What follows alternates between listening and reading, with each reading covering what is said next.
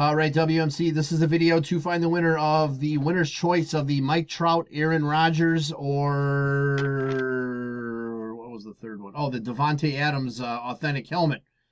So we'll check the time, May 1st at 9:50 p.m. I'm going to go over to the Raz and type live. We have May 1st at 9:50 p.m. There is the list of our 10 entries. We're just going to randomize your names, and then whoever's on top after the final roll is our winner.